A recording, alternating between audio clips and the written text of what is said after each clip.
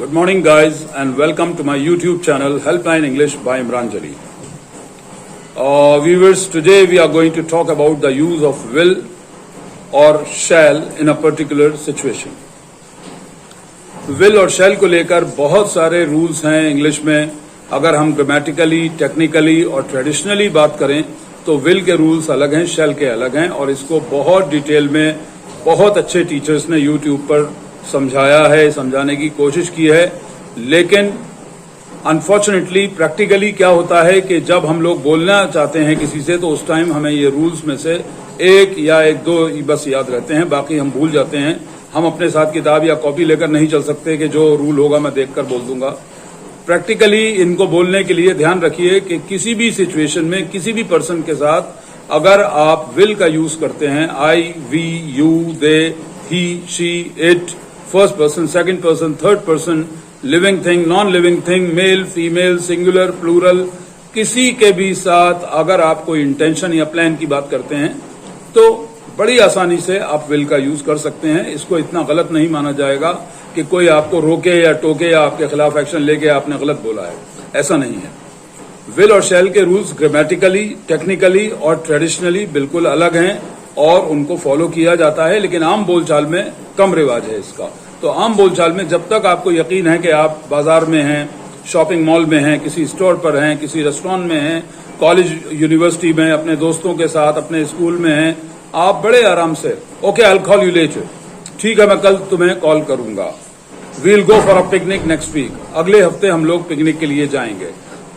किसी भी पर्सन के साथ आप विल का यूज कर सकते हैं. शैल का यूज तो वैसे भी कम हो गया है.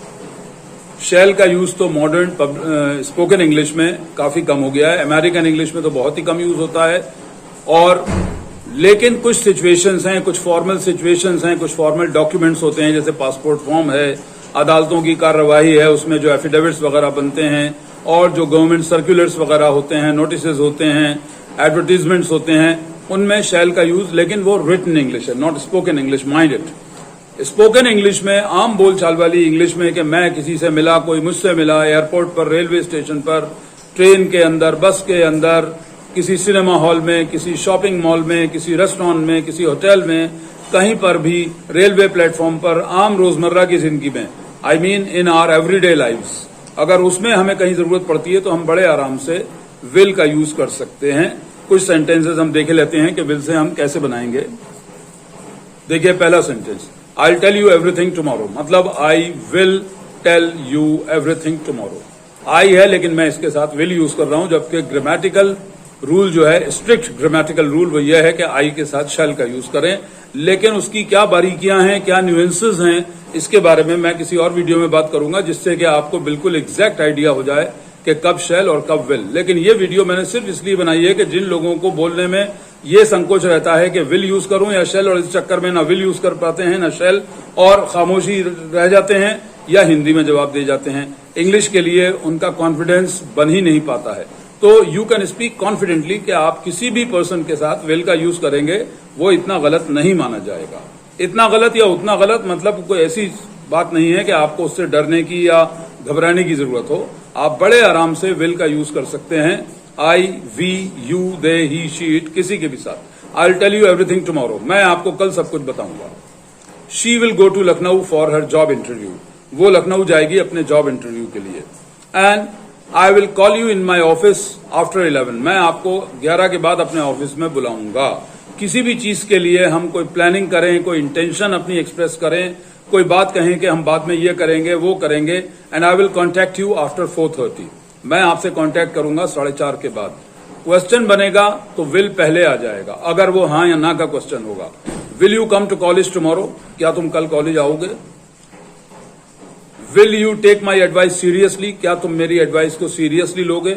यही अगर नेगेटिव इंटेरोगेटिव बन जाएगा तो हम कहेंगे वोंट यू, जो कि विल नॉट का शॉर्ट फॉर्म है. Won't you come to college tomorrow, क्या तुम कल कॉलेज नहीं आओगे. तो ये नकारात्मक भी है और प्रश्न भी है. तो won't you come to college tomorrow, क्या कल तुम कॉलेज नहीं आओगे. Won't you listen to me, क्या तुम मेरी बात नहीं सुनोगे. Will he not contact you tomorrow, क्या वो कल तुमसे कांटेक्ट नहीं करेगा। इस तरह के जितने भी सेंटेंसेस होंगे जिसमें विल नॉट होगा उसको हम शॉर्टन करके, कॉन्ट्रैक्ट करके वोंट कह सकते हैं। और अगर हमें सीधे सीधे मना करना है कि मैं ऐसा नहीं करूंगा, मैं वैसा नहीं करूंगा, I will not come to college tomorrow, मैं कल कॉलेज नहीं आऊंगा। I will not listen to your nonsense, मैं तुम्हारी बकवास नहीं सुनूंगा। तो किसी भी चीज के लिए आप जो फ्यूचर में करेंगे या नहीं करेंगे, विल नॉट, वोंट यू, इनका यूज बहुत आराम से कर सकते हैं। मैं समझता हूं कि इतना काफी है आपके समझने के लिए और आपका कॉन्फिडेंस बूस्ट करने के लिए कि हम बिना इस फिक्र के शैल यूज करें या विल, आराम से हम विल का यूज कर सकते हैं हर पर्सन के साथ। सिंगुलर हो, प्लूरल हो, मेल हो, फीमेल हो, लिविंग थिंग हो, नॉन लिविंग थिंग हो, first person, second person, third person, हर एक के साथ आप वी का आराम से यूज कर सकते हैं, विल का यूज कर सकते हैं, सॉरी।